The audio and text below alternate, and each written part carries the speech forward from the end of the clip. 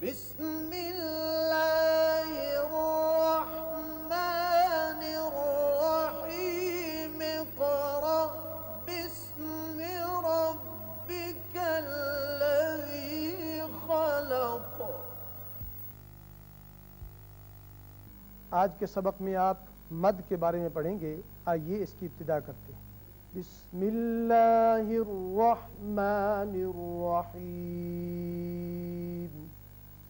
بسم اللہ الرحمن الرحیم۔ عزیز طلبہ، مد کے حروف 3 ہیں، الف، واو اور یا، جو کہ آپ پہلے پڑھ چکے ہیں۔ مد کے معنی ہوتا ہے کھینچنا، اور اسباب مدہ یاد رکھیے 2 ہیں۔ ایک تو ہے حمزہ متحرک، کیا نام ہے؟ حمزہ متحرک۔ اور دوسرے سکون، سکون۔ کیا نام ہے؟ سکون۔ سکون۔ اب 2 کی وجہ سے مد پیدا ہوتا ہے، یعنی کھینچا جاتا ہے۔ پہلا جو مد ہے وہ آپ کو یہ دیکھ رہے ہیں آپ، بڑا مد ہے۔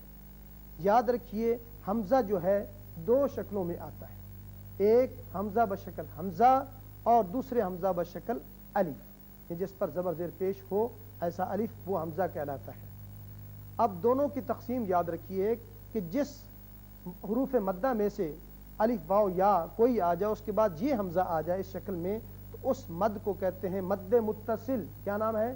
مد متصل۔ یعنی اس کو واجبی طور پر ہم 5 حرکات کے برابر لمبا کریں گے۔ اور یہ الف کے بعد بھی آتا ہے، یا کے بعد بھی آتا ہے، اور واو کے بعد بھی آتا ہے۔ 3 حروف مدہ ہیں، تینوں کے بعد جب اس شکل میں آ جائے تو مد متصل۔ اسی طرح دوسرا ہے مد کہ الف کے بعد یا کے بعد، اگر یا اور واو کے بعد جب آ جائے الف اس طریقے سے، جو کہ حمزہ بشکل الف ہوتا ہے، تو اس کو کہتے ہیں مد منفصل۔ کیا نام ہے؟ مد منفصل۔ مد منفصل۔ مد منفصل۔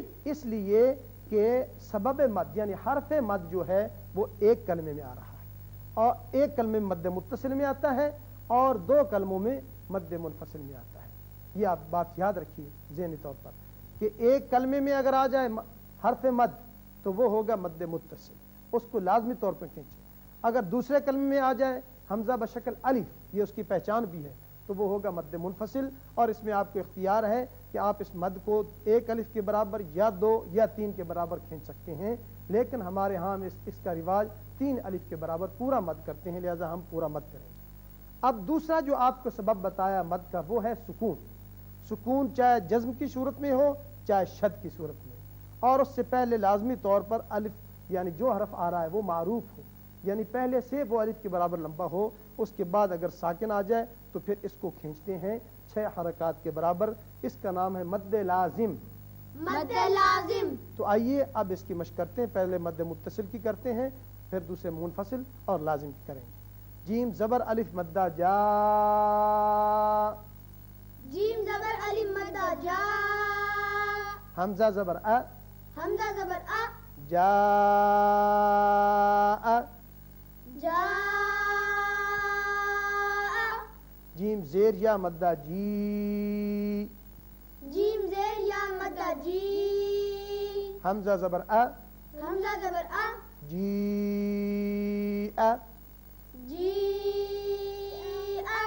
سین پیش واو مدہ سو، سین پیش واو مدہ سو، حمزہ پیش او، حمزہ پیش او، سو، سو، الف پیش او، الف پیش او، لام کھڑا زبر مدہ لا، لام کھڑا زبر مدہ لا، حمزہ زیر ای، حمزہ زیر ای، کاف زبر کا، کاف زبر کا، اولائک۔ اولائک۔ اور یہ ہے مثال مد منفصل کی کہ ما کے اوپر مد ہے، یہ علامت چھوٹے مد کی، اس لیے کہ حرف مد دوسرے کلمے میں ہے، اور اس کو ہم وہی 3 الف کے برابر کھینچیں گے۔ ما اغنا، ما اغنا، بما انزل، بما انزل، فی أنفسكم في أنفسكم لا أعبد لا أعبد قالوا أتجعل قالوا أتجعل كما أرسلنا كما أرسلنا. یہ تھی مثالیں مد منفصل کی. آپ نے دیکھا کہ یہاں حمزہ بشکل الف آ رہا ہے، یہ اس کی پہچان ہے، اور مد یہ چھوٹا لکھا ہوا ہوتا ہے، اس میں آپ 6 حرکات کے برابر اس کو لمبا کریں گے. اب دیکھیے یہ 2 مثالیں ہیں مد لازم کی. پہلی تو ہے جزم کے ساتھ، الف مدہ لام ساکن الف مدہ لام ساکن آل، آل. حمزہ کھڑا زبر آ، حمزہ کھڑا زبر آ، نون زبر نا، نون زبر نا.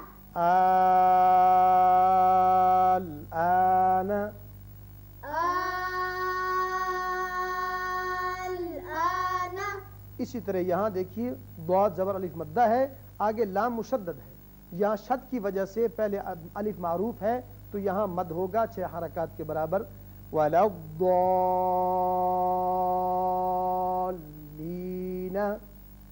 ولا الضالين.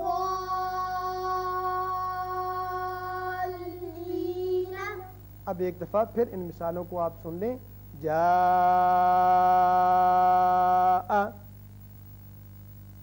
جاء جیء جيء سوء. سوء. یہ 3 مثالیں تینوں حروف میں آ گئیں. اب منفصل میں 3 حروف میں مثالیں آپ سنیں. ما اغنا، ما أغنى. اب یا کی مثال فی انفسکم. في أنفسكم. اب اس کے بعد واو مدہ کی مثال قالوا اتجعل. قالوا أتجعل الآن. الآن. ولا الضالين. ولا الضالين. تو عزیز طلبہ یہ تھی مثالیں تینوں مدود کی، مد متصل، منفصل، مد لازم کی. اس کے علاوہ اور مدوں کی قسمیں بھی ہیں جو کہ آگے اسباق میں آپ کو سمجھا دی جائیں گی. اللہ تعالی ہمیں صحیح یاد رکھنے کی توفیق عطا فرمائے. آمین.